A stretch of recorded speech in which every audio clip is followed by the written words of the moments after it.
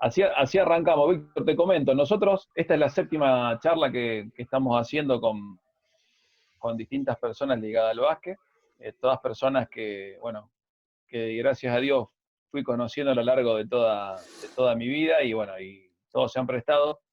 Y el otro día lo vi a Adrián y hablé con Adrián Bengolea y justo me mostró que te había hecho una nota, que estuvieron charlando, más es una charla, no es una nota. Y digo, bueno, sería interesante también, más que nada, buscando lo del enfoque de que, y más precisamente para llevarlo al campo del básquet formativo, yo fui ¿cómo es? Un actor directo porque éramos rivales, vos eras más chico que yo, pero vos ya jugabas siempre en las categorías superiores. Buah, Y vos me era acuerdo, de la vos, 76, equipazo de grano, sí. Estabas cinco, cinco, vos. cinco, cinco, ¿Cinco sos cinco, vos? Cómo pasa el cinco, sí. tiempo.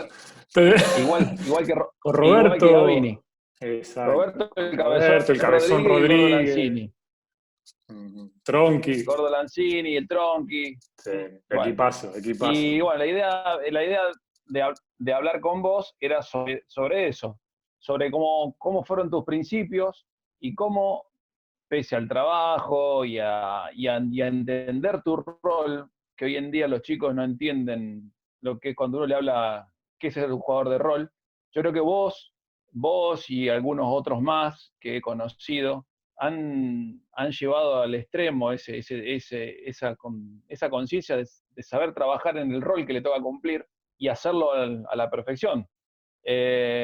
Y le puede pasar a cualquier chico, como te tocó a vos, teniendo las posibilidades siempre de poder mostrarse en algún club, pero vos en ese momento ya Somisa, cuando vos ya había dejado de jugar la liga, y vos a los 17, 18 años te fuiste de regatas.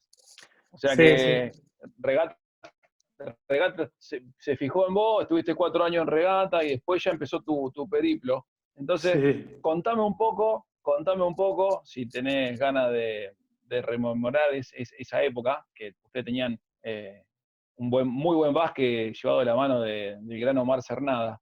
Eh, Sí. Contame un poco esa etapa tuya en las inferiores de Somisa y el salto porque tu salto fue cualitativo. Yo me acuerdo de ver un Víctor Baldo que, bueno, jugaba, pero bueno, era defendible de un año para el otro. Yo me vine a estudiar a Rosario y me dijeron, no, Víctor está jugando de recambio del americano en regata la Liga A. Le digo, no, no puede ser. Y bueno, y Sí. después, como yo no lo creía, te tuve que ir a ver. Bueno, Y nos bueno, y habremos visto ahí, y algún ahí día por ahí, está. sí. Seguro, sí, Y sí. fundamental, fundamental. El básquet es como todos los deportes, pero en el básquet hay que poner mucha cabeza, mucha cabeza. Y, por ejemplo, yo jugando en mi categoría, o como decías vos, en la siguiente, yo sabía que podía meter, es más, tengo partidos de muchísimos puntos, de liderar el partido de punta a punta, hacer todo. Pero ¿qué pasaba? Hay que ser inteligente y saber con cada equipo qué es lo que va a necesitar el equipo que hagan, ¿no? Y cuánto a vos te podía realmente favorecer en tu proyecto personal y como proyecto de equipo que te toque y lo que sea. Yo creo que en ese sentido sí tuve una cabeza muy analítica desde chico, porque, bueno, cuando yo tenía 11, 12, 13 años, el club vive una situación, ¿no? Que es que Somisa, la empresa, empieza a tener problemas, entonces pasa de ser un equipo que unos años antes había estado ahí peleando, o sea, en una B, que se había transformado en TNA, a no tener prácticamente una primera con proyección. Entonces, ¿yo qué valoré ahí? Estaba jugando con 14, 13, 14 años, estaba jugando en varias categorías. Y ahí aprendí a decir, o sea, ¿qué cantidad de cosas puedo hacer? Puedo anotar, los equipos anotaba mucho, pero sin embargo, por ejemplo, cuando iba a la selección de San Nicolás para jugar los provinciales, yo me adaptaba según el partido. Había partidos que metía 20 y partidos que metía 5 o 10, pero era el líder en otras estadísticas. Muchas veces hablando con compañeros y hablando con algunas personas de San Nicolás, te decían, no, vos tenés que romperlo, vos tenés que meter puntos, vos tenés que hacer todo. Le digo, yo también tengo que aprender a hacer las cosas y a manejar el equipo como yo quiero. Si hay jugadores que meten puntos, ¿cómo puedo hacer que ese jugador meta puntos? ¿Y cómo hacer para meterlo yo cuando el equipo lo necesita?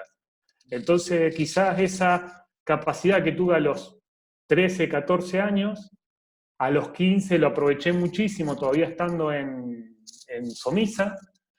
Trabajamos muy bien, la verdad que siempre se trabajó muy bien. Yo Omar lo agarré en cadete menor, en infantiles y cadete menor. Después ya estuvo otros entrenadores, Finelli, estuvo en cadete mayor, me parece. O sea que ya yo trabajé con él.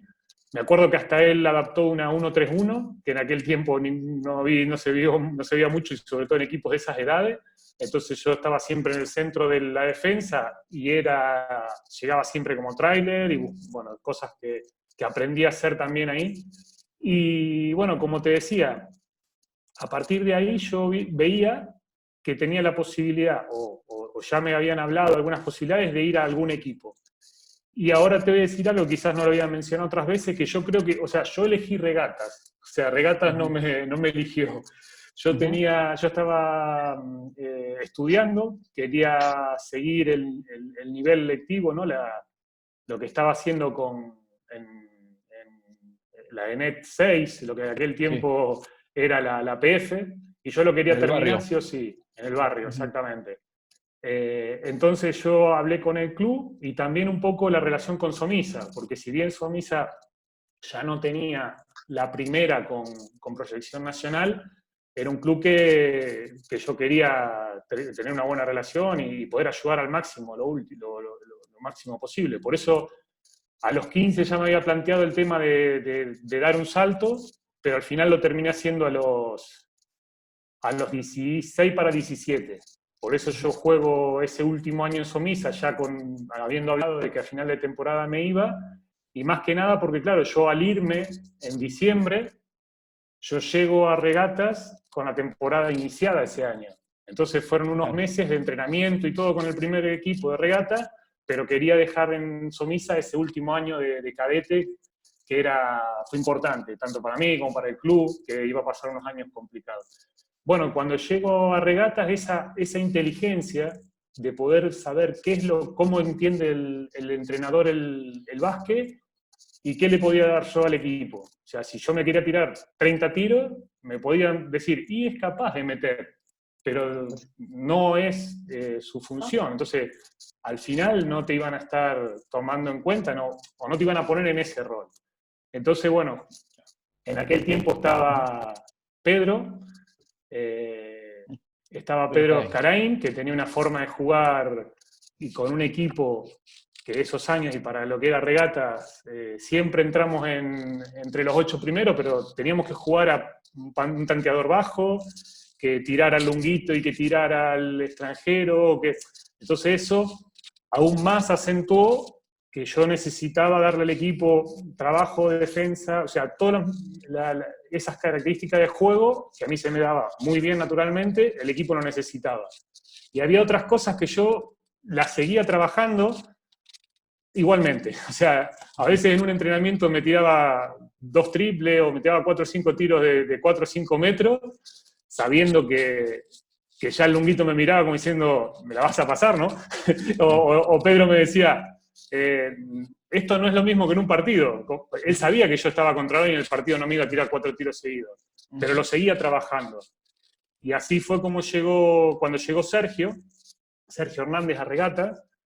Si te das cuenta, la evolución mía fue rapidísima. O sea, yo pasé a ser uno de los primeros 4 que jugaban en la línea de 3, a C25. Jugaba mucho de afuera para adentro, empecé a tirar triples, muchas veces jugaba de 3, o sea, defendía de 4 y atacaba. ¿Eso a instancia de Sergio o porque te daba libertad y vos dijiste, puedo colaborar acá? Se fue viendo. Sergio es, desde ahí que lo conocí, además mi representante me dijo, mirá, por acá vas a ir muy bien con este entrenador. Él va haciendo que su equipo imponga un juego con una idea, pero todo lo que se va sumando durante el trayecto, él enseguida lo va integrando. O sea, no es que dice, no, esto no es lo que quiero, no. Tiene claro lo que no quiere, pero cuando se agregan cosas como en ese sentido, por ejemplo, en aquel tiempo teníamos a Elbert Roger, que era un americano que anotaba, era un 4-3, esos típicos 3 que no son 4 o 4 que no son 3, y vos le hacías, lo ideal para Sergio hubiera sido que jugara de 3 todo el tiempo, y yo estando de 4, y de golpe, claro, él se le iban las jugadas de la mente, pero seguía teniendo potencial ofensivo. Entonces, ¿qué hacía? Él empezaba la jugada, y yo cuando veía que él o la cambiaba, o quería cambiar la posición, yo la cambiaba. O sea, yo empezaba el ataque de, por ejemplo, yo empezaba el ataque de 4, y cuando veía que él quería meterse adentro, era yo el que limpiaba para que él se meta. Y él se metía sin leerlo a eso. Él, como se le había ido la jugada de la cabeza, hacía lo que mejor hacía. Entonces yo provocaba que él jugara donde mejor jugara, y yo hacía la jugada de 3. Entonces eso Sergio le dio mucho juego, le dio mucha... y eso se dio cuenta, que a mí me podía usar de 3, de 4, podía jugar abierto metiendo a Elber adentro. Y eso fue creciendo de manera que a final de año yo terminé jugando mucho, un promedio de casi, no sé, siendo chico todavía, no sé, más de 15 minutos creo que jugaba de promedio, y momentos muy importantes, ¿no? Entonces yo creo que esa evolución y ese trabajo que yo seguía haciendo es lo que dio cabida a eso. Si yo no lo hubiera mostrado, si yo no lo hubiera propuesto, que a veces lo proponía un poco con Pedro sabiendo que quizás no iba a ir por ese lado, yo cuanto más rebote, en un partido me acuerdo que agarré 3 rebotes ofensivos con ese equipo de Pedro, y los 3 rebotes se los di a Ariel. Y Ariel metió el 4º tiro. O sea, ahí me gané minutos para todo el año. Y yo eso lo sabía. Y sabía que si yo metía ese doble, sumaba 2 puntos. Pero agarrar 3 rebotes ofensivos y dárselo al anotador de tu equipo, me abrió minutos de toda la temporada. Ahí es la diferencia. Víctor, y eso que habla de Sergio es lo que te lleva después a que él te lleve a Olavarría.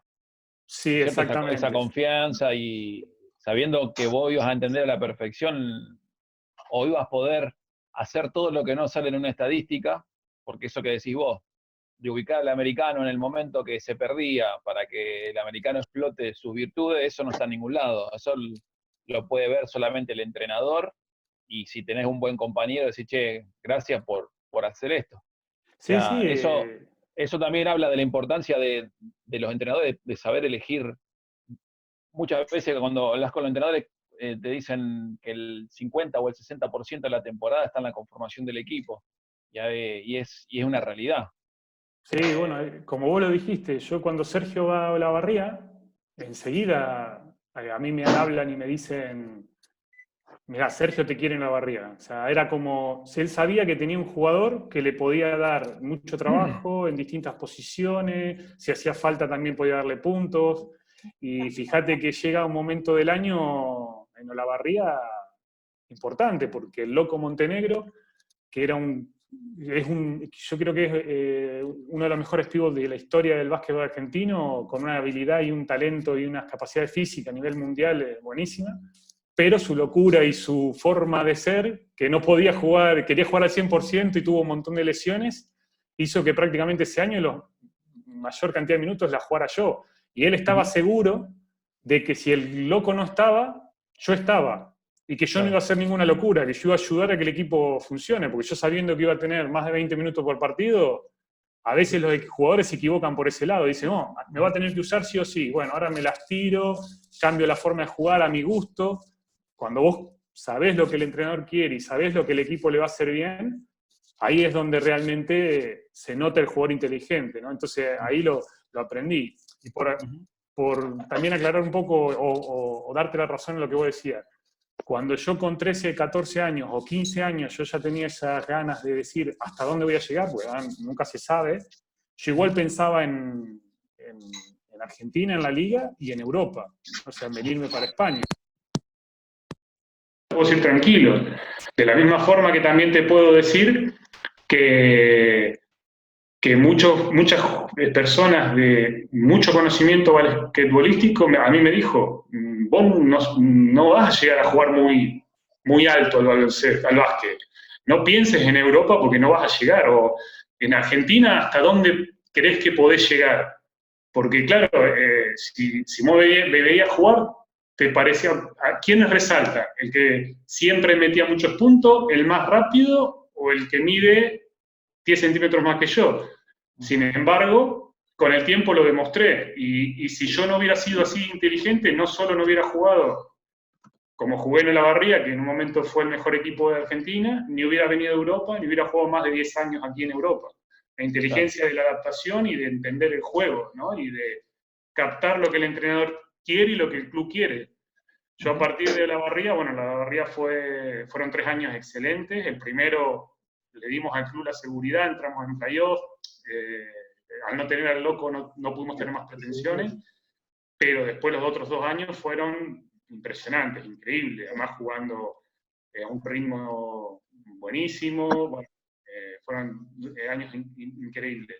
Y después, cuando yo me vengo para España, mi elección va por el mismo lado. O sea, yo ya había estado hablando el primer año que salimos campeones en la Olavarría, si ese año al final pensaba irme a Europa. Y había hablado de algunas cosas y eso. Al final decido quedarme en Argentina. Y como termina el segundo año, que ya era más difícil seguir esta evolución, y ya era momento de jugársela, me llega la oferta con Julio Lamas en Alicante. Alicante, sí. Entonces ahí, un entrenador que me conoce, que sabe exactamente lo que quiero, él sabía que podía confiar en mí, quizás 2 años antes, bueno, me había conocido cuando me llevó a la selección, cuando estaba la sub-21 y eso, pero ahí me conoció, entonces ahí sabía realmente lo que quería de mí. Entonces ahí, frente a otras opciones que había de ACB o de otras características, dije, me voy para Alicante. Era LEV, era segunda división, sí, que al final nos fue muy bien, ascendimos, salimos campeones, ascendimos a ACB, pero también seguía apostando sobre mí y sobre la lectura y el conocimiento del básquet que yo podía tener. Muy pretencioso, sí, fíjate que al final son decisiones pretenciosas. O sea, yo no digo, mira, tengo que meter 30 puntos, que es la única forma de irme a Europa, y después cuando esté en Europa aguanto como sea. No, digo, voy a imponer mi forma de pensar, me voy a poner ahí con el entrenador y con el equipo a armar equipos, a ser los ganadores, y yo sé cómo hacer un equipo ganador, o que un proyecto funcione. Y eso fue lo que pasó en la Olavarría, después en Alicante volvió a suceder, y he tenido la suerte siempre de que los equipos donde he estado han conseguido sus objetivos, no han superado. Aparte de esa inteligencia que vos tenías y que entendiste a la perfección, a ver, ¿quién fue esa persona? ¿Me escuchaba, Víctor? Se cortó. Ahí no te escuchamos. ¿Ahora?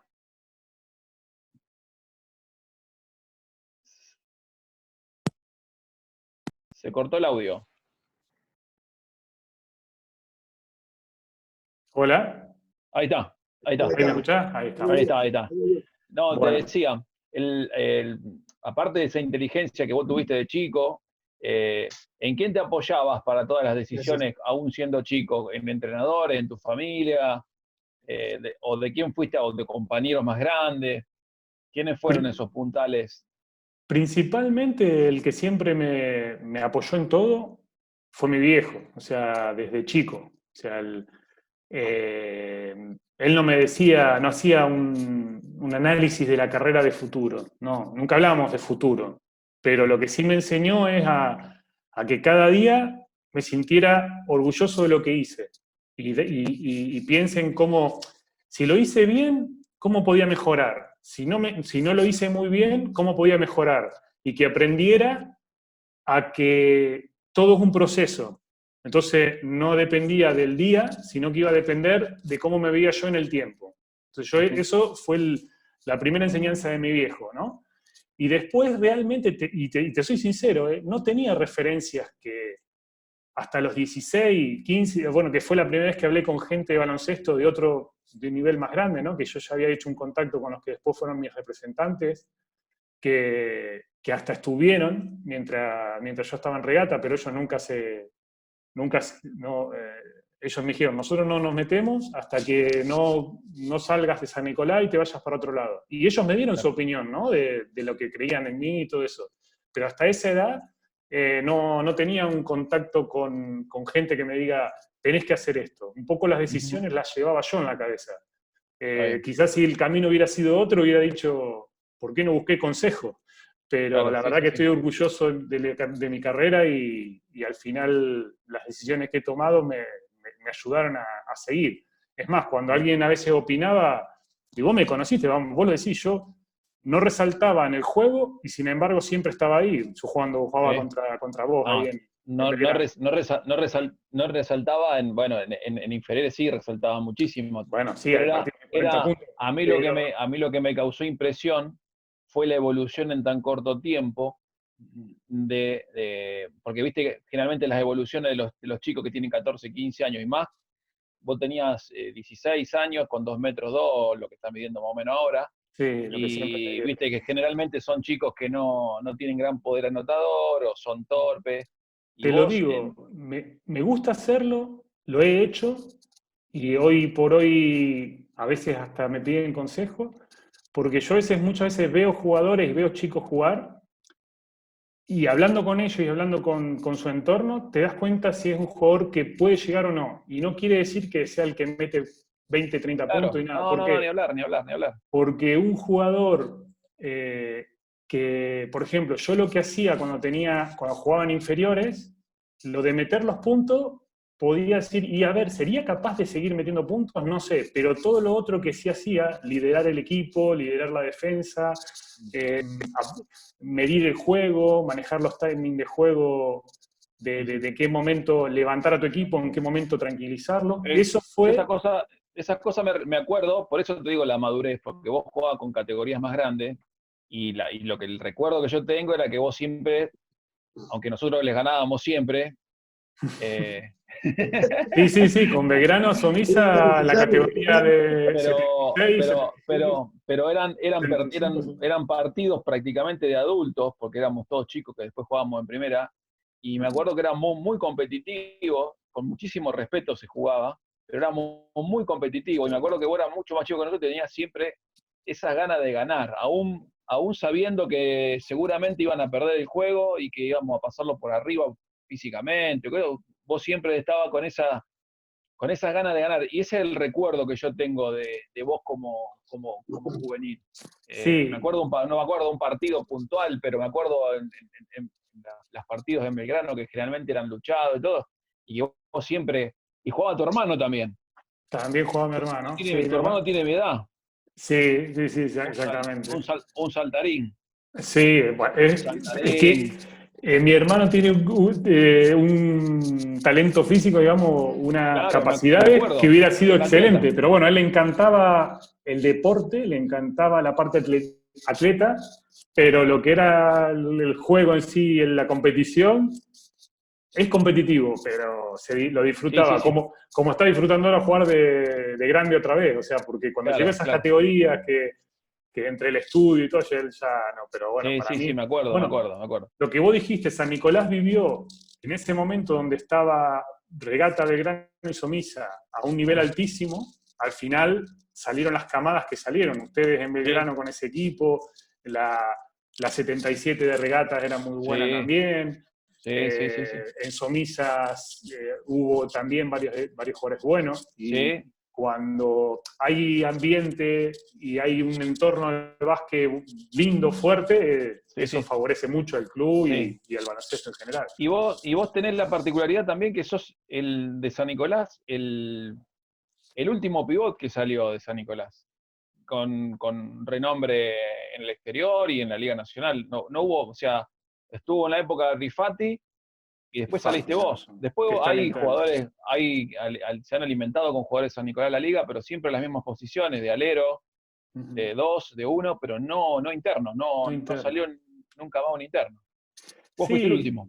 Yo creo que igualmente había muchísima competición y todavía podríamos haber dado un paso adelante en San Nicolás de lo que es preparación de lo que hice yo, digamos, o sea, ¿qué puedo hacer? O sea,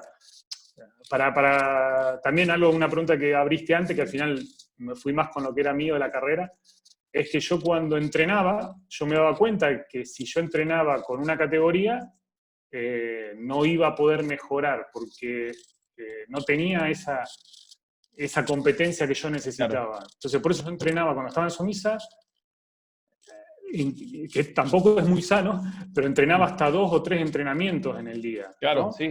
Y después, por ejemplo, cuando yo ya era cadete, me iba antes, que llegaba antes que los cadetes menores o que los infantiles, y con cualquier excusa me metía a entrenar. O sea, Claro.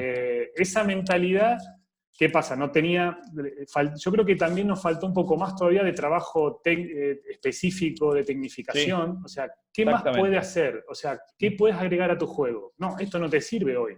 Sí. Ni te va a Hoy en servir día, para el partido hoy del en fin de día, semana, ni te va a servir quizás para esta temporada, pero te va a servir para la siguiente, ¿no? Y en esas cosas era lo que yo intentaba entrenar, con una categoría y con otra.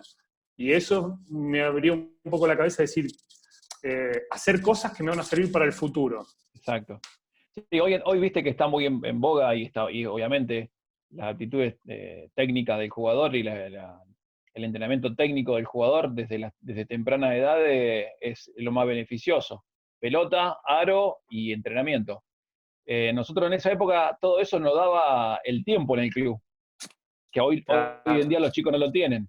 No teníamos un profesor que nos enseñe a caer en un tiempo, en 2 tiempos y hacer arranques, partidas, cruzadas, pero lo hacíamos solos.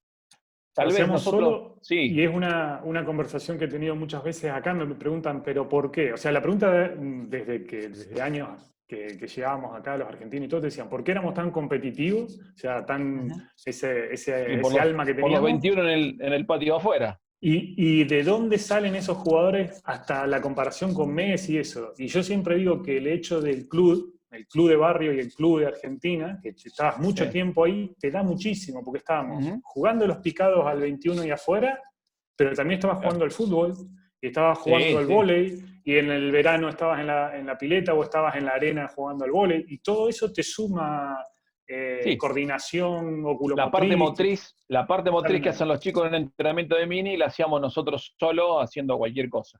Y el desafío continuo contra unos, contra otros, jugabas contra gente más grande, cambios de ritmo y de deporte, y todo eso te da algo a ganar cualquier cosa.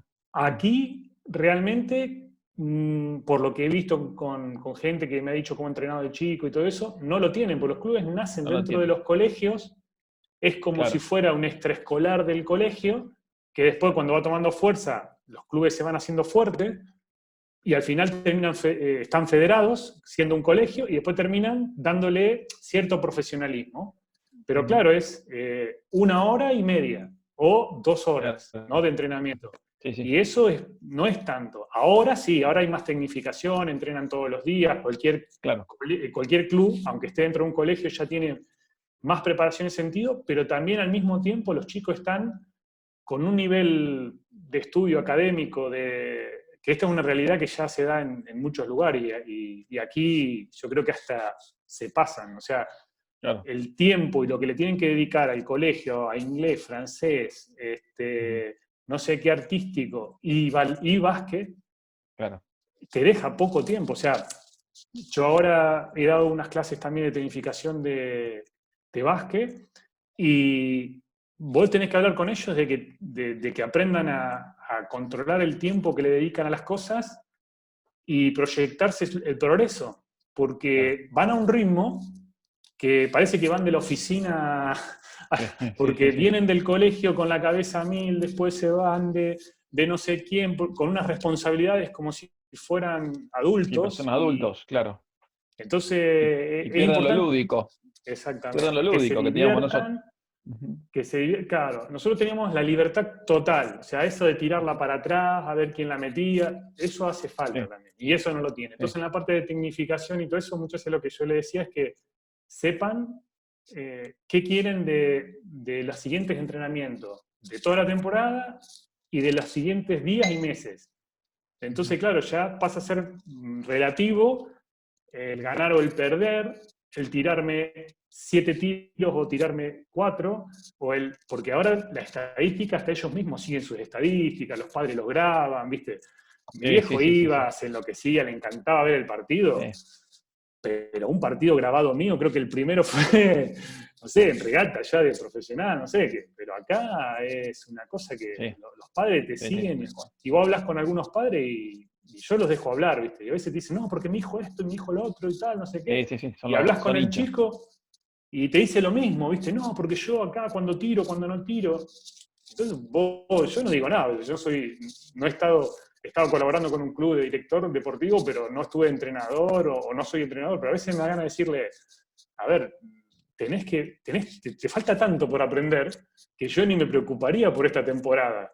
Porque Claro. si vos crees que eso es lo que vos haces bien, no lo vas a No, aprender esta claro. temporada, ni la siguiente, y cuando tengas 15 y 6 años ya es tarde. No 17 juega más. años tarde. O sea, es difícil a veces hasta que Yo creo que la sociedad está metido en eso, en el éxito, que el éxito es ganar mucha pasta, llegar a ser... Ujú. Y quizás yo te decía, yo no sabía si iba a jugar la Liga Argentina o iba a poder jugar la CB. No sabía, o sea, yo sí lo miraba, o sea, yo me tramité el pasaporte yo, que me fui ahí a Rosario, mi familia rosarina, la de mi madre, así que me fui yo ahí al registro Ajá. civil a pedir el de casamiento de mis viejos, que se casaron ahí en Rosario, tal, no sé qué, me junté los papeles, los llevé a traducir, los llevé yo con 14 años, me hice el trámite, porque yo sabía que lo iba a necesitar, o sabía, Claro. quería tenerlo al pasaporte si me iba para allá, orgulloso Ujú. también ¿no? de los raíces italianas. Si iba a llegar, no lo sabía, pero yo, o sea, tengo que estar listo, tengo que estar preparado. Y de Sí, tenía que estar última, preparado. capaz que termino jugando un TNA bueno, sí, o lo que sea, pero eh, Pero si vos me, se podía si vos me dar al máximo. Dar al máximo que uno podía dar. yo seguía diciendo que era capaz, Ujú. pero como te decía, mucha gente, además, después con el tiempo te vas encontrando con gente del básquet argentino de mucho conocimiento, ¿no? Y después de estar unos años acá en Europa, que a veces volvías o por alguna selección o por lo que sea estabas por Argentina, te decían, yo no daba ni, o sea, ni 2 pesos porque vos te quedás en Europa más de un año, ¿entendés? O Claro. sea, Ujú. y claro, ahí te das cuenta que cuando algo parece muy lindo, muy espectacular y se vende rápido para que pueda llegar, o el que se cree que por ser más loco y tirarse más tiros va a conseguir algo, es un flechazo, un poco de luz, de show, pero al final el que Muy- cree en el trabajo el diario y trabajo. se proyecta una evolución, al final todos los años, o sea, todas las temporadas, o todas las semanas, todos los meses va a ir mejorando. Ujú. Y ahí es donde yo creo que superé a muchos jugadores que tenían más talento físico o más talento eh, de habilidad, la habilidad fina, que se veía que vos hacías un doble espectacular, pero después no estaban parados donde tenían que estar parados. Por lo cual Claro. iban a hacer un doble de eso Y es y para yo iba a nada. hacer ese quizá no te lo hacía y te hacía 3, porque estaba 10 Claro. veces parado en el lugar que tenía que estar parado. Ujú. O sabía leer al base dónde quería que yo estuviera. Entonces yo Claro. digo, bueno, yo voy a estar 5 veces ahí. En una o dos me la va a dar, y eso van a ser doble. Y yo Ujú. decía, pero qué doble más boludo hizo este tipo. Y bueno, eso es parte de aprender a qué es el básquet, Ujú. realmente. Víctor, ahí le voy a dar paso a José Luis, que es el preparador físico del equipo que dirigimos conjuntamente. Él es el preparador físico, yo el entrenador. Estamos haciendo también, somos profesores los dos de la ENEVA, que la ENEVA es acá en la Escuela de Entrenadores Nacionales. Sí, Damos el por curso supuesto. de nivel uno y él da el nivel 1 y el nivel 2 acá en Rosario. Ujú. Y estamos haciendo con él todo un trabajo sobre todas estas cuestiones que tienen que ver con la psicomotricidad, con el chico en el club. Y bueno, y ahí lo dejo el paso para que te haga alguna pregunta. Pela. Hola, ¿qué tal, Bueno, José Víctor, Luis? ¿Qué ¿cómo tal? te ¿Cómo va? estás? Muy Y bien. ahora me contestaste una pregunta que yo le hice a un amigo mío hace muchos años, porque le digo, yo soy amigo de Mauricio Gentman, Ah, y le mirá. dice, Ah, bueno. Mauri, Sí. yo, Baldo, con 2-2 juega en la selección, y vos con 2-11 no jugás. ¿No te, no te hace un poquitito de cosquilla? Y ahora vos con todo lo que vos me estás comentando acá, o te estás comentando, es muy difícil conseguir un jugador como vos, que a los 12 o 13 años sabía qué querías, ¿no? Entonces, Sí, ahora me contestaste eso. Yo ahora te voy a hacer Mauricio. Sí, dos preguntas. La primera, cuando vos hablas de todo este trayecto que hiciste vos en tu carrera, ¿cuántas horas le dedicaste desde que vos supiste, desde que fuiste a regata, ponele, y en toda tu carrera profesional, al entrenamiento? Es una pregunta. Y la número dos, nosotros con el oso estamos ocupados, como dice, por la psicomotricidad y también por el después. Yo hace 35 años que estoy en el Vaca, en Rosario, estuve en algunos clubes, en Uber, vi algunos, y soy amigo de algunos jugadores que después de dejar de jugar profesionalmente, no supieron qué hacer con su vida. Vos te fuiste preparando, seguís ligado al básquet. ¿Cómo es tu vida el día después que dejaste el básquet? bueno, ¿Entiendes? dale, Primero te entendí perfecto. ¿cuántas horas le dedicaba a lo tuyo? La primera pregunta te la voy a dedicar, te voy a contestar, bueno, un poco con lo que fui diciendo. Cuando yo estaba en Somisa, por las tardes me la pasaba en el club, teníamos esa suerte de estar en el club, por lo cual yo solo, con la pelota, tirando el aro, después nos juntamos a jugar los 21, sumando todo eso, era mucho tiempo, pero era disfrutar, yo estaba en mi casa, incluso Somisa era mi casa, ya que yo estaba en casa. Y después de entrenamiento, sí, yo sé que, bueno, normalmente hacía 2 entrenamientos o 3, y a veces un fin de semana eran 2 partidos un día y un partido el otro día, algún partido, o sea, igualmente entendí también que hay que tener un cuidado, porque el ritmo en que le jugás, tengo los tobillos que han sufrido mucho, o sea, hay que medirse también, no es que todo lo que más hagas, no, pero ser consciente de lo que te hace falta y de lo que te hace bien para tu juego. Entonces, por ejemplo, para darte una idea, ¿no? Yo cuando me paso a regatas, entrenaba con los juveniles, pero ya no podía jugar con los juveniles porque estaba jugando con la primera. Por lo cual, la carga bajó mucho. Entonces, yo digo, a ver, yo seguía yendo como dije antes, ¿no? A la secundaria y no entrenaba todas las mañanas, sobre todo cuando yo llegué en diciembre y hasta la siguiente temporada, que fue en agosto, y septiembre, no había vuelto a arrancar. Entonces, yo ahí me di cuenta que me faltaban cosas. Y el entrenador, sí, eran 2, 3 horas de básquet por la tarde. Y algunas mañanas que yo me escapaba porque lo pude manejar bien y gracias a la gente del colegio, de ahí de la secundaria del barrio, lo podía manejar bien. Pero, por ejemplo, iba al gimnasio y con todo el respeto de grandes jugadores talentosos, y me saco el sombrero cada vez que hablo de Julio Ariel Rodríguez y el Moncho Small, ellos iban 1 horita al gimnasio a pesas y era su trabajo.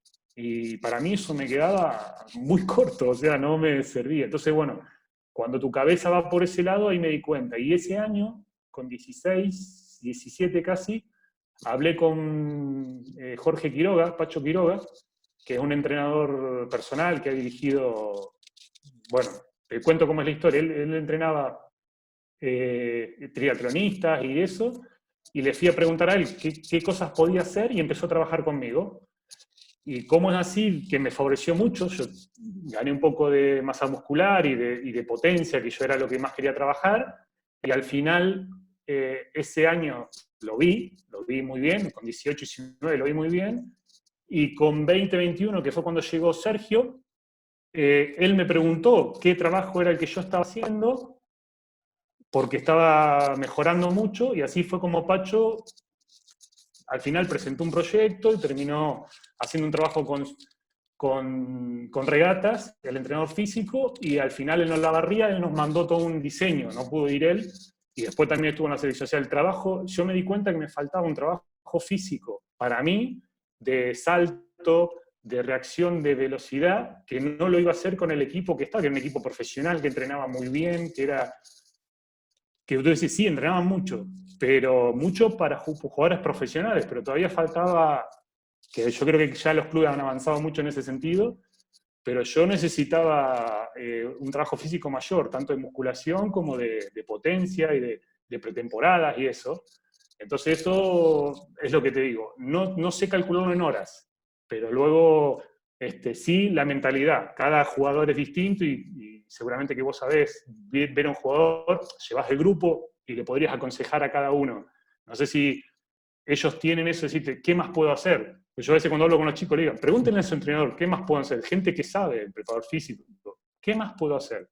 Esto no, porque te puedo hacer más, pero esto sí, esto hacelo por la mañana, hacelo al mediodía, llega al entrenamiento y ya vas a estar recuperado. Entonces, eso sí yo lo tenía, me dio resultado y me di cuenta que fue un paso adelante, que otra de las razones por las cuales, voy a decir, este tipo llegó, ¿viste? O sea, no es casualidad.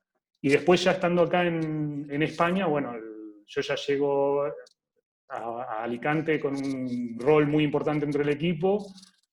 No solo teníamos muy diseñado todo el día, pues entrenamos por la mañana, por la tarde, todo eso, también podía pedir yo mis trabajos especiales y ya no es horario. Ya, igual yo tengo la idea de que un deportista es deportista 24 horas, pero el entrenamiento en sí eran muchas horas, eran 2, 3 por la mañana, 2, 3 por la tarde, y todo lo que tú sabes entre medio, cuidarse, alimentarse bien, descansar, que es parte del entrenamiento.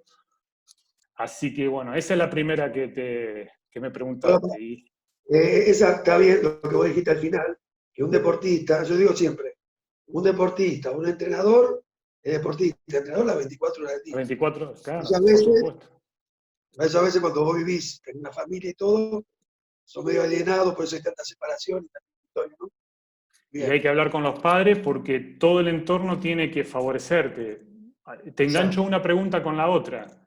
Yo cuando elijo hacer la escuela técnica secundaria, yo ya sabía que iba a terminar un año más, eran 6 años, no 5, como el bachiller que estaba al lado. Pero yo quería estudiar eso y además iba a salir a las 4 o 5 de la tarde, no iba a salir a la 1. Entonces, por lo cual esa decisión a mí me hacía ir al colegio, o si ir a la secundaria, salía a esa hora, me tomaba el bondi, salía a las 4 y media tenía que tomar el bondi, que tardaba 1 hora y pico para llegar a donde tenía que llegar, por lo cual dormía. Yo creo que hay mucha gente que me habrá visto dormido, descabezado en el bondi, que alguna vez me pasé, Germán, me pasé una vez me desperté y estaba la Virgen, tuve que volver caminando. Claro. Bueno, ¿por qué? Porque Pasaste yo 10 cuadras. ese ratito lo usaba para descansar, después entrenaba, terminaba, o sea, hacía mi entrenamiento, el entrenamiento de juveniles, el entrenamiento físico, después entrenaba con la primera, salía a las 9, 9 y pico y hasta las 11 y media de la noche no llegaba a mi casa. Y normalmente, por los viajes y un montón de cosas, me quedaban cosas pendientes. Y a las 6 de la mañana yo estaba estudiando para entrar al colegio a las 7 y media, 8. O sea, una pregunta se engancha con la otra. Yo ya me iba preparando. Yo a los 18, 19 años, a los 18 años yo ya tenía un título de técnico electrónico. A partir de ahí, bueno, ingresé a la universidad, a la UTN en San Nicolás, empecé el primer año de ingeniería electrónica y, bueno, gracias a Franco en aquel tiempo, que era el rector, y luego a Beta también, que me dijeron, no te preocupes, tal. Pero fue imposible, porque aunque la UTN se había creado en su momento para gente que estaba trabajando, me exigían un presentismo que yo no podía. O sea, ese año terminaba de jugar ahí y al año siguiente ya tenía pensado irme. Entonces era imposible el presentismo. Entonces, con materias ya rendidas y todo, al final dejé. Y al llegar acá en España, el segundo año, empecé a hacer algunas cosas. A estudiar algunas cosas, a ver con qué me iba bien. Pasaron unos años donde no hice ningún estudio reglado, digamos, y bueno, había ingresado, no me convalidaron mi título, por lo cual la forma de ingresar a la universidad era rendir un año, que es un acceso de mayores de 25. Lo rendí bien y entré a estudiar administración de empresas. Empecé a caminar eso, que era un camino un poco largo, y vi que una posibilidad de hacer a distancia administración de empresas dedicada para el baloncesto, para el deporte. Entonces hice un Master Business Administration en organización y dirección de empresas deportivas, de dirección de instalaciones deportivas. Y eso fue cuando ya estaba 2008, 2009. O sea, ya estaba a mitad de carrera deportiva. y sobre el final de la carrera ya había terminado todos esos estudios. Entonces, siempre estuve preparado. ¿Vos ahora te dedicás a eso? Yo ahora estoy haciendo cosas sobre eso, como un asesor dentro del mundo del deporte, o sea, yo lo llamo empresa deportiva. Vos que hablaste de Neva, habrás escuchado en Aquesport, el programa de videoanálisis. Sí. Bueno, entonces ese programa es de acá de Las Palmas, de Gran Canaria, y ayudo dentro de la creación, de la evolución, del desarrollo de ese programa, y hago de embajador para Argentina, o sea, como Claro. cualquier técnico que lo necesite, o la Confederación Argentina también lo llevó este año al Mundial, al programa ese. Después hay otro programa que también es un software que se llama GESDEP. Entonces hago colaboraciones con esas empresas. Después también estoy haciendo clases de tecnificación de básquet. Uh-huh. Y el año pasado estuve trabajando dentro del Gran Canaria de ACB para la Euroliga. Se clasificó a la Euroliga, y la Euroliga tiene una exigencia de organización, de respetar protocolos, de recibir gente de altísimo nivel, el buró lo llaman, entonces todo eso tiene todo preparado, y gente que gestione eso el día a día, porque todos los días te obligan a tener la mejor tecnología, se trabaja, la estadística instantáneamente le llega a ellos, se utilizaron unas remeras con GPS, bueno, todo eso había que tenerlo bien. Entonces ahí entré en el Gran Canaria durante la temporada para hacer esa coordinación. Uh-huh. Así que todavía sigo, y hay otros temas ahí también pendientes. Ahí Juan Pablo, que es el presidente del club donde trabajamos, también te quiere hacer una pregunta, Víctor. Dale. ¿Cómo va, Víctor? Bueno, no, muy interesante ahí todo lo que venías comentando. Por ahí me quedo también con esto que a pesar de tu objetivo deportivo, tampoco nunca perdiste de lado el tema de terminar el colegio y demás, que bueno, después te sirvió para lo que desarrollaste allá en España. Y no, por mi lado, por ahí que desarrollen un poco más el tema de esto que comentabas lo último, de la parte como director deportivo, las tareas que te tocaron hacer, y qué considerás vos que por ahí que es importante puntualizar dentro de, bueno, nosotros por ahí acá a nuestro nivel somos un poco más amateur, pero bueno, siempre tratamos de buscar la perfección y la excelencia, y bueno, por ahí cosas que podamos nosotros ir incorporando que vos consideres que son importantes para toda esta cuestión. Primero te voy a felicitar, porque ya con tenerlo en la cabeza y estar pensándolo, lo estás haciendo. O sea, ya estás en marcha, ya estás caminando ese, porque muchas veces los clubes se quedan como diciendo, no, eso es imposible. Y te comento, acá hay algunos clubes que tienen unas canteras lo llaman a la preparación de los chicos, de los más pequeñitos, y cuando ya se van perfilando, entonces eso lo llaman cantera. Y tienen una organización. Y luego la gran mayoría de clubes, que yo te puedo decir que son muchísimos, o sea, hasta algunos equipos que están en ACB y la mayoría que están acá en segunda, en lo que sería LED, no se trabaja con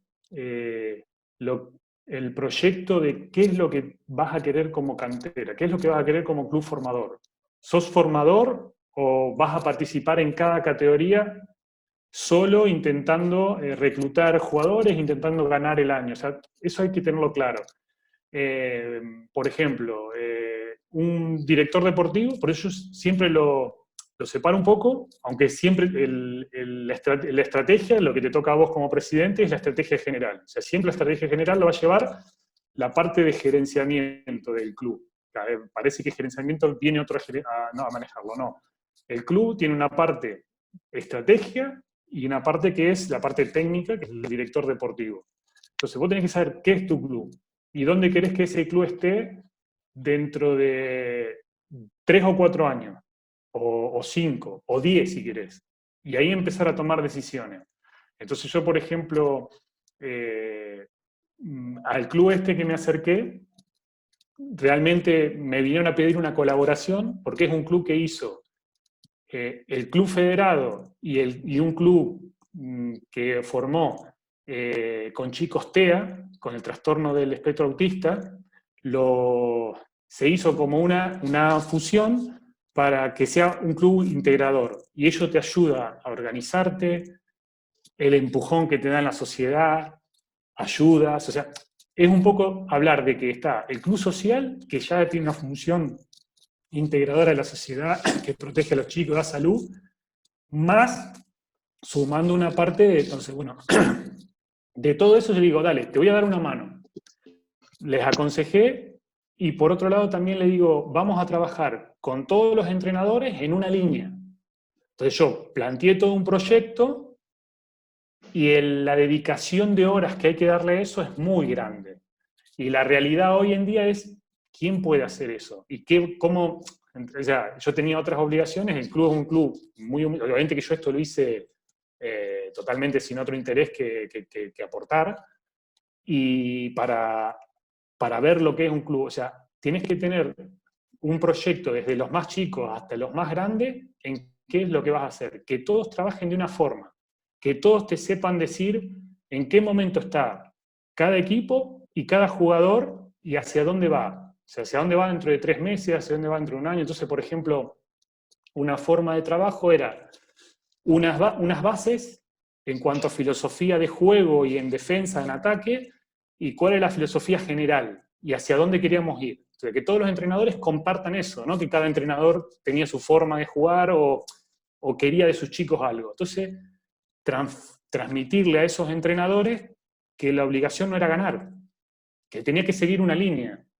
¿Por qué? Porque si a ese jugador le convencías de que su mejora y la mejora del grupo y del equipo, se lo transformabas realmente en un equipo, no un grupo, sino un equipo, y ese equipo crecía, esa temporada, a la siguiente temporada te hacías más fuerte y el club se hace más fuerte.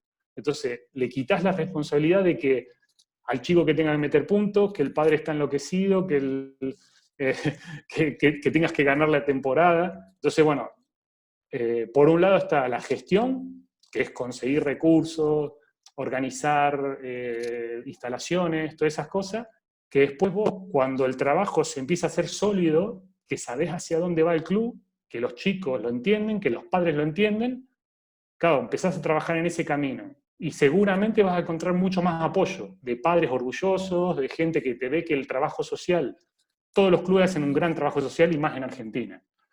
Pero si todavía además le estás enseñando a ese chico a evolucionar, a que después eso lo pueda aplicar en su vida diaria, que además yo te lo estoy diciendo de comprobarlo, o sea, de aplicarlo en mí mismo y decir, esto es lo que tiene un chico que tener en la cabeza.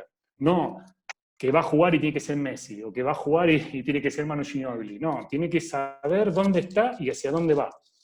Si aprende a tener... Bueno, entonces esa es la colaboración, o lo que yo haría. Si en algún momento he tenido la posibilidad de ir a algún club y cuando la gente te pregunta, ¿por qué no estás dirigiendo? O vení, tenés que hacer algo de dirección deportiva. Le digo, cuando el proyecto lo vea, lo requiera o se apruebe, sí.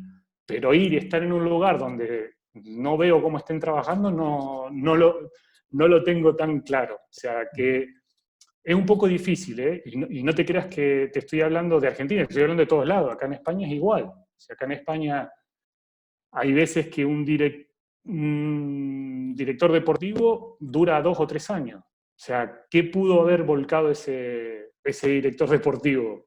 Entonces tiene obligación de ganar, y a los 3 años lo cambia, entonces no pudiste haber trabajado nada, ni le dijiste algo a un padre, a un chico, y a los 2 o 3 años viene otro entrenador, viene otro director deportivo y te habla de otro proyecto, y entonces vos decís, ¿a dónde fue? Todo lo que veníamos diciendo que era lo más importante. Entonces en eso sí que te tiro la idea de que vas en buen camino, como para decir qué es lo que quiero de alguien o de algo que hacia dónde apunta el club, y confiar siempre en tus profesionales. No sé si se entendió un poco. No, muy bien, muy claro, y creo que sí que por ahí está bien claro todo lo que nos estás explicando. Por lo menos uno va sumando siempre cosas. Buenísimo. Víctor, te corro un poquito ya para terminar y para no sacarte tanto tiempo. Te corro ahora del deporte. ¿Cómo la están pasando ahí en la isla? ¿Cómo está tu familia? Si querés contarme cómo fueron las medidas en la isla, que sé que no fueron iguales capaz que en en España, propiamente dicho. Bueno, la isla, que por ahí para que lo escuche, están sobre el Atlántico enfrente de África. Esto hizo que estemos más alejados, o sea, es un lugar paradisíaco, pero todo se comunica en avión y barco. Entonces, tuvo mucho menos fuerza, o sea, se pudo controlar mucho mejor. El primer caso detectado en España se vio en Tenerife, una de las islas de aquí, y la reacción fue o sea, cerrar el hotel, transformarlo como si fuera un búnker, cerrado con ambulancias y todo. Entonces parecía como una exageración. Pero esa forma de reaccionar hizo que nos mantengamos con unos niveles muy bajos, una curva muy baja de contagios, y ya hace un tiempo que estaba pidiendo el gobierno canario ir saliendo, ¿no? del confinamiento, porque realmente se manejó muy bien, no hubo colapso en urgencias ni nada de eso. Sí tuvimos que lamentar fallecidos, estamos viendo una realidad como está viendo todo el mundo, pero por suerte muchísimo más controlado que lo que fue el resto de la península. La península, la llamamos hasta la península ibérica, donde está España, pero mucho más controlado que España. Y nosotros bien, con mi familia bien, mi mujer, la niña. De golpe salió lo del confinamiento, yo creo que fue un fin de semana. Nosotros 2 o 3 días antes empezamos a tomar algunas medidas, o sea, si bien higiene y todo eso lo teníamos controlado, pero dijimos, bueno, vamos a tomar 4 o 5 medidas más a ver qué pasa. Y al final esas medidas que parecían exageradas resultaron siendo las que había que tomar, ¿no? Entonces nos organizamos para pasar bien el día, digamos, un poco lo que parecía un mes, que al final se transformaron en 2, de confinamiento, y bueno, nos organizamos para poder seguir haciéndolo. Por suerte la tecnología te permite trabajar, la conexión que estamos haciendo, sí, igualmente la podríamos haber hecho. Mi hija tiene una plataforma en el colegio, que es un colegio público, muy bueno, pero es un colegio público, no es que sea tal, y tiene una plataforma que han podido... acá habían terminado el segundo trimestre, porque acá el colegio va de septiembre a mayo, junio, por lo cual habían terminado 2 trimestres y ya estaba bastante avanzado el año. Entonces el último trimestre están dando temas, le están tirando trabajos por la plataforma esta, pero no es tan grave. Yo estoy en contacto con mis sobrinos, ¿no? Los hijos de mi hermano y de mi cuñado, y es más difícil porque recién empezaban. Entonces, por lo cual los profesores tienen que dar todo y está complicado. Pero bueno, ella va bien. Obviamente, ahora le toca, si bien a veces yo me ponía a hacer algo con ella de básquet o de físico, ahora le tocó, nos organizamos el día para entrenar por la mañana, hacer algo por la tarde. Ella está, bueno, realmente empezó a jugar en Argentina. Yo estuve 3 años en Argentina, cuando ella tenía 6 años, y cuando llegó acá con 9, después a los 10 años se puso a jugar al baloncesto, al básquet, y el año pasado la convocaron con la selección española, así que de infantiles, así que está muy bien. También mide 1,90 con 13 años, así que físicamente me pasó por arriba, pero tremendamente. O sea, físicamente yo ya ahora soy el padre de... Ya no soy Víctor, yo soy el padre de Emma. Bueno, sí, como corresponde, como corresponde. Y ella le gusta y está entrenando, nos hemos organizado para que ella tenga sus horarios en el día. Yo también me puedo organizar con mis horarios en el día para hacer cosas. Y al final pudimos controlar eso, que es importante, porque si ya te empezás a cambiar todos los horarios, te levantás al mediodía, eso... es malo para tu cuerpo y para lo que quieras hacer, porque después el día al final vas a decir, no, voy a cortar el día, y el día se te hace eterno, no puedes hacer las cosas, bueno, así que nos organizamos bien y lo hemos llevado bastante bien al tema. Y la familia en Argentina también está bien, que me deja tranquilo. Me alegro mucho. Víctor, yo de mi parte la última, ahora vendrá José Luis si quiere hacerte alguna más o Juan Pablo. Ya hablaste un poco de Sergio, pero desde que llegaste a Europa, decime un entrenador o 2 que te hayan marcado, o 1 o 2 compañeros que te hayan marcado por obviamente por sus aptitudes para lo bueno, ¿no es cierto? Que te han dejado 2 o 3 entrenadores o 2 o 3 jugadores. Como entrenadores, después de, obviamente, Sergio estando en Argentina, Julio, Julio Lama fueron 2 años en Alicante, Levi ACB. Julio me enseñó muchas cosas. Sergio fue el primer entrenador que yo pude explotar y que crecí mucho el juego también. Y después Julio es un entrenador que conoce tanto el juego y conocía tanto la ACB de España, la mentalidad del jugador a ese nivel, que para mí fue genial. O sea, no sé, fue como me cuadró todo y al final lo confirmé estando con él. Cómo te hablaba él de lo que jugaban los buenos, los equipos malos y los buenos, y por qué los malos ganaban, o por qué los buenos ganaban. O sea, no se quedaba solo con lo que, mira, vamos a hacer esto a ver cómo nos va. No. Y entonces su cabeza me vino genial para mi primera experiencia acá en España. Y luego otro entrenador, si bien tendré que nombrar más, pero bueno, lo voy a nombrar, es Pedro Martínez, que lo habrás visto porque estuvo en Argentina ya hace unos años. Este último año no pude ir porque justo arregla con un club y no pude ir a dar las charlas. Pedro Martínez es uno de los entrenadores grandes acá de mucho tiempo. Hace 2 años salió campeón con Pamesa. Con Pamesa, exactamente. Bueno, yo estuve aquí, de los 5 o 6 años que estuve aquí, estuve 4 con él. Y bueno, nos conectamos completamente. Es más, yo estando en Alicante, escucho ofertas de Gran Canaria, que estaba él, y digo, o este tipo está loco, o que no me dejó comparar otra. Dijo, quiero a este jugador porque lo quiero. Me había visto en la LED, me había visto en ACB, y después entendí por qué. Porque él quería lo que quería Sergio, que este jugador me va a dar esto y esto. Lo quiero. O sea, después ya me tiro a tener el extranjero el extranjero el otro. Así que bueno, y aprendí muchísimo con él. Y después jugadores, es que tuve también la suerte de estar con muchos jugadores. Creo que... ¿cómo es? Ay, se me va de la cabeza. JC Carroll, el tirador de Madrid ahora. Bueno, estuvo aquí en Alicante 2 años, jugué con él. Un talento ofensivo increíble, un tiro impresionante, una defensa, una convicción, una forma de trabajo, un jugador increíble, y como persona súper amable, agradable, cercano, o sea que un jugador que sí me llevé muy bien con él. Marcus Gorí, un 4 que estuvo aquí en Gran Canaria, que después estuvo en la Benetton, estuvo en China. Un jugador con un talentazo impresionante, y él, cuando yo jugaba con él, adaptábamos mucho el juego. O sea, lo que me gustó que era un jugador impresionante, porque él anotaba, dependíamos mucho de él, pero cuando yo estaba, él hacía más de 5, después empezábamos a cambiar de 5 y de 4, que él ni lo necesitaba él, ni el equipo cambiaba tanto ofensivamente, pero él lo hacía viéndome el hueco, por lo cual es como que conectás con alguien como si te hubieras conocido toda la vida. Estás hablando de un jugador, de un grande, ¿no? Y bueno, después el principal de todos los compañeros, Pablo Prigioni. Estuvimos en Alicante en LED, salimos campeones, crecimos los dos. Él explotó, porque la verdad que en Fuenlabrada él se fue a abrir su camino, y estaba ahí como queriendo hacer mucho y no podía, y cuando llegó a Alicante explotó su juego. Somos amigos y bueno, hemos vivido 1000 cosas, así que te tengo que nombrar a Pablo.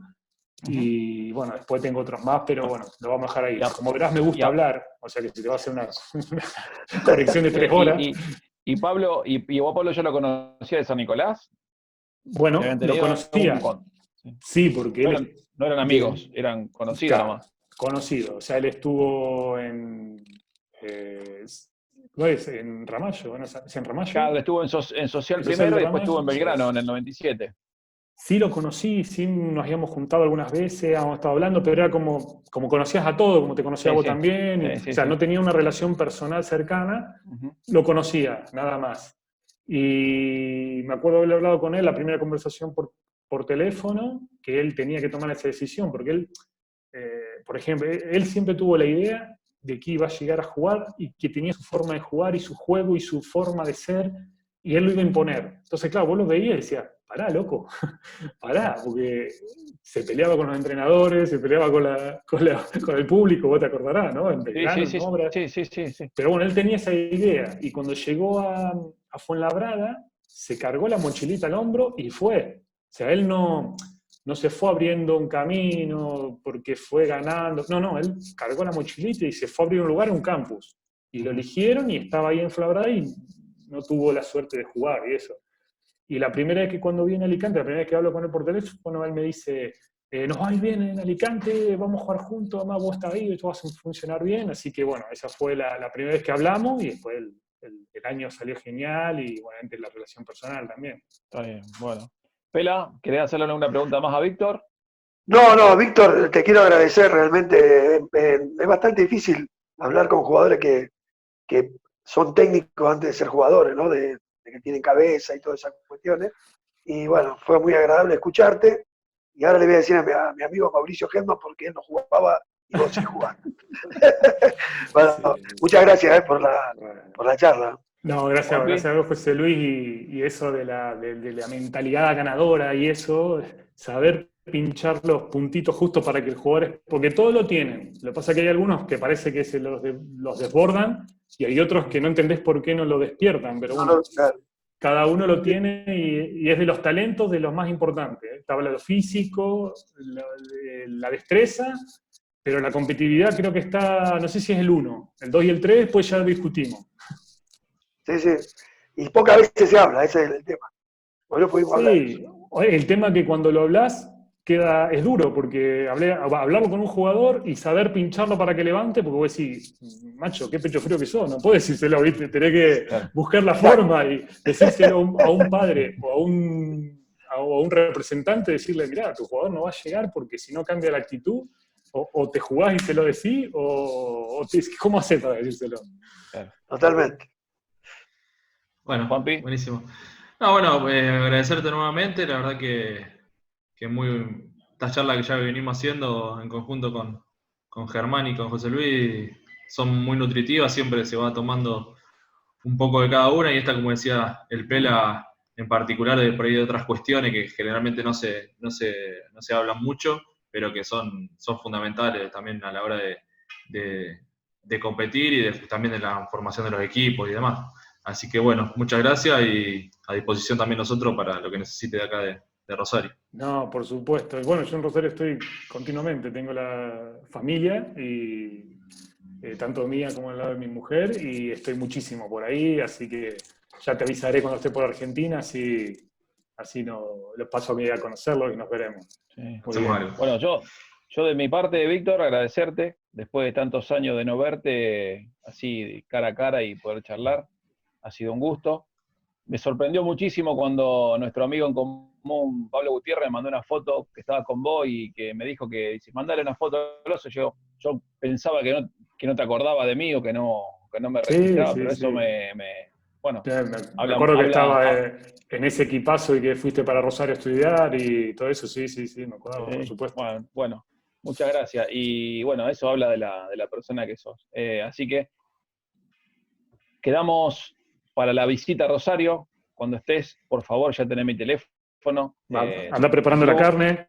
Hacemos un asado. No, esto es así. Muy bien. Ya tuvimos una charla el otro día con el Loro, con Manuel Córdoba, que es un chico que está trabajando en Chile. Hermano, sí, sigo muy conectado con él también, bastante nos hablamos. Sí, bueno, Valdivia, y ha hecho un gran campaña. Valdivia. Estuvimos con Nico Casalánguida también, charlando. Así que bueno, la idea es esta, nutrir, que nos quede un legado, y sabemos que el camino es ese, el trabajo, la cabeza y las convicciones. O sea, no todos los que hablamos llegamos a este punto de conexión todos, y eso por ahí refrenda un poco lo que predicamos siempre a nuestro equipo con José Luis, y que a veces los chicos les molesta, como decís vos, tratar de que nosotros buscamos siempre de que sean mejores en todo, y bueno, esto nos apuntala como para decir que lo que estamos haciendo vamos por el buen camino. Así que de mi parte, agradecerte, saludo a tu familia, que sigan bien, y bueno, estamos en contacto y hasta cualquier momento. Listo, perfecto, buenísimo. Germán, un abrazo grande. Hasta luego. Un abrazo. Nos vemos. Chao.